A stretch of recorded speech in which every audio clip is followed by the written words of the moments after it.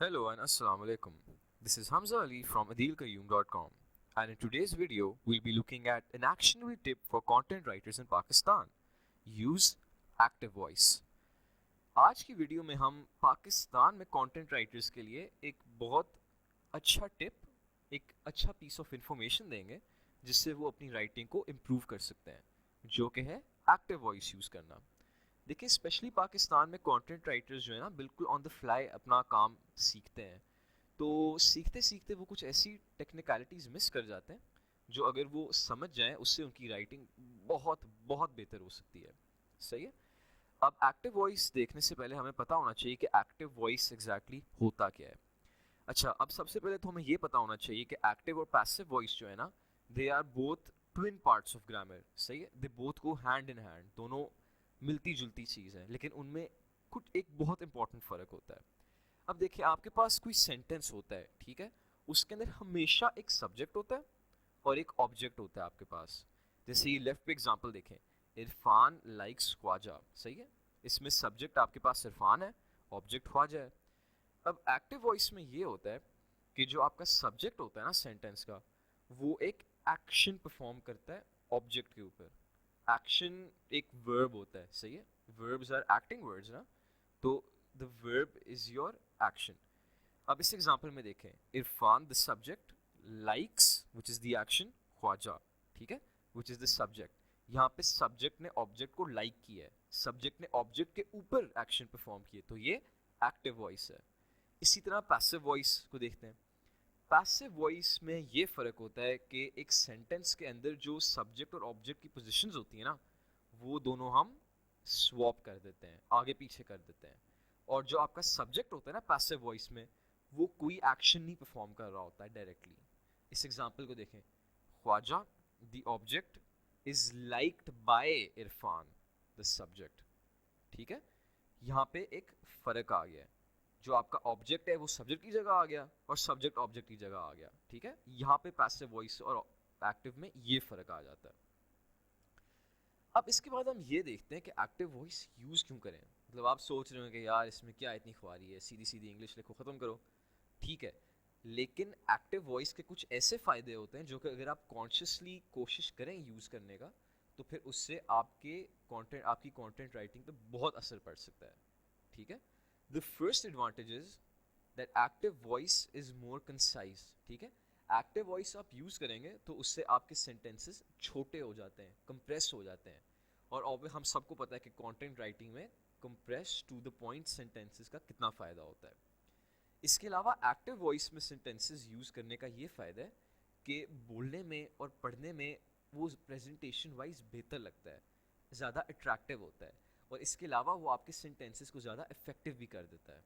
ठीक है, sentences passive voice में जो होते हैं ना, वो बहुत लंबे हो जाते हैं, एक्सट्रेनियस हो जाते हैं, वो बेसिकली रिडंडेंट सी उनमें एक फीलिंग आ जाती है, और उनको बोलने में, लिखने में, पढ़ने वाले को भी ना बहुत अजीब सा फील होता है। Doesn't feel nice reading sentences in the passive voice mostly.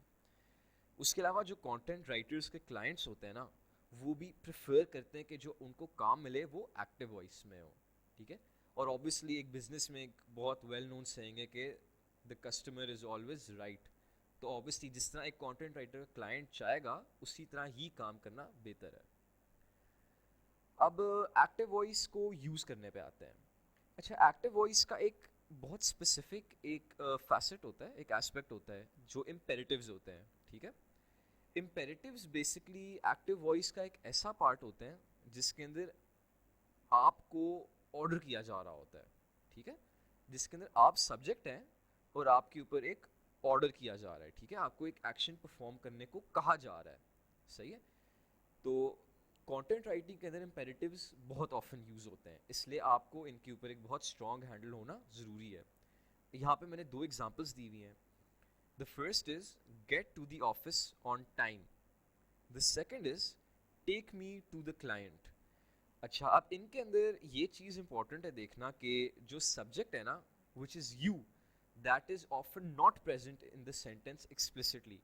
मतलब यहाँ पे आपको यू लिखा हुआ तो नज़र नहीं आ रहा ना, लेकिन अगर आपको कोई कहेगा कि get to the office on time, तो ये कम्प्लीटली आउट ऑफ द, मतलब ये एक बहुत ऑब्वियस बात है कि आप सब्जेक्ट हो।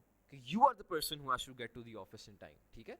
यहाँ पे सब्जेक्ट ऑब्वियस करके लिखा नहीं गया होता, लेकिन आपके ऊपर ही एक्शन हो रहा होता है। फर्स्ट एग्जाम्पल में एक्शन क्या है, गेट टू गो, ठीक है, जो वर्ब टू गो है वो एक्शन है, object is office. Second example देख लें, इधर भी बिल्कुल वही है, टेक, टू टेक, ठीक है, ये एक्शन है, और ऑब्जेक्ट क्या है, क्लाइंट है। सब्जेक्ट दोनों में यू है, यू एज ए पर्सन, आप सब्जेक्ट है, ठीक है। मैं आपको एक एग्जांपल डिटेल में करके दिखाता हूँ ताकि ये पॉइंट ज़्यादा क्लैरिफाई हो, क्योंकि ये बहुत इंपॉर्टेंट है, इसको सही तरह समझना। अच्छा, ये एग्जांपल देखें, remember to brush your teeth.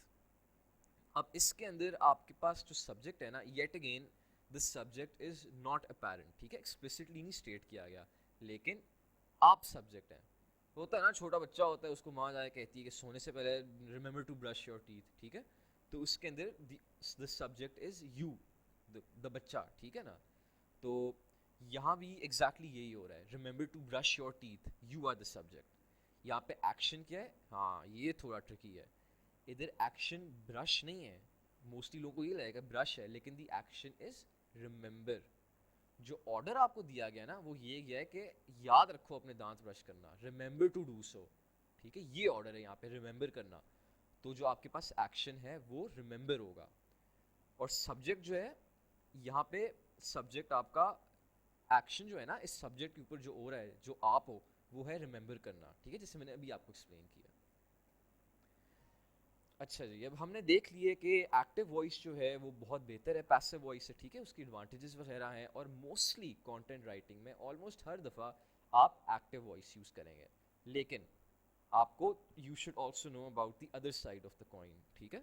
Passive voice का भी एक आइडिया होना चाहिए, क्योंकि पैसिव वॉइस की भी कुछ यूजेस होती हैं इन सर्टेन सिचुएशंस, वरना तो पैसिव कोई इस्तेमाल ही ना करे। अच्छा, अब पैसिव जो है ना, जैसे मैंने आपको पहले बताया था कि एक्टिव वॉइस से आपका सेंटेंस ज़्यादा एक्सप्रेसिव होता है, ज़्यादा इफेक्टिव होता है। इसी तरह पैसिव आप उन सिचुएशंस में यूज़ करते हो जब आप एक सेंटेंस को अंडर एग्जैजरेट करना चाह रहे हो, मतलब अंडरवेल्म करना चाह रहे हो, उसका इफेक्ट आप लेसन करना चाह रहे हो।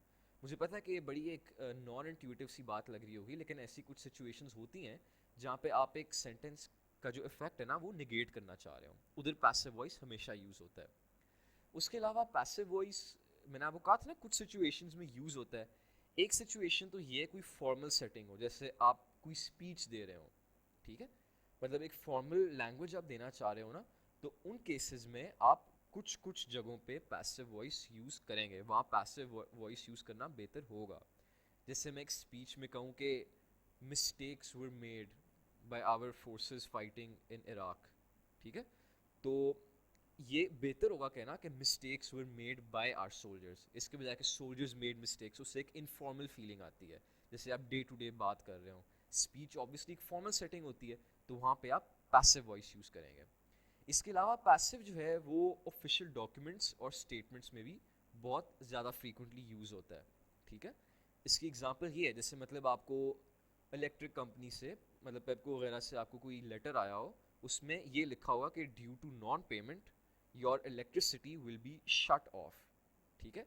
जो ऑब्जेक्ट है ना इलेक्ट्रिसिटी, वो पहले आ रहा है, शट ऑफ जो वर्ब है वो बाद में आ रहा है, सब्जेक्ट आपका इसके अंदर नहीं है, ठीक है, आपकी इलेक्ट्रिसिटी है ये, सो इट्स सेइंग कि your electricity will be shut off, ठीक है। This sounds more formal.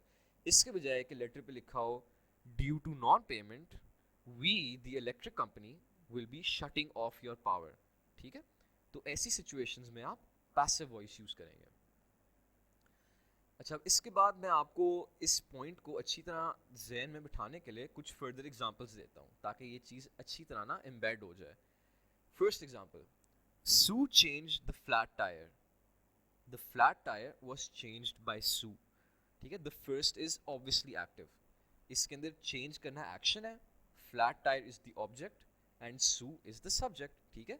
Subject ने ऑब्जेक्ट के ऊपर एक्शन परफॉर्म किया। अब पैसिव में आ जाए, इसमें देखें सू और फ्लैट टायर की पोजीशंस स्विच हो गई हैं, हमने फ्लिप कर दिया है। The flat tyre was changed by Sue, ठीक है, सेंस बन रही है। अब सेकंड एग्जांपल देखें, बिल्कुल यही प्रिंसिपल अप्लाई हो रहा है।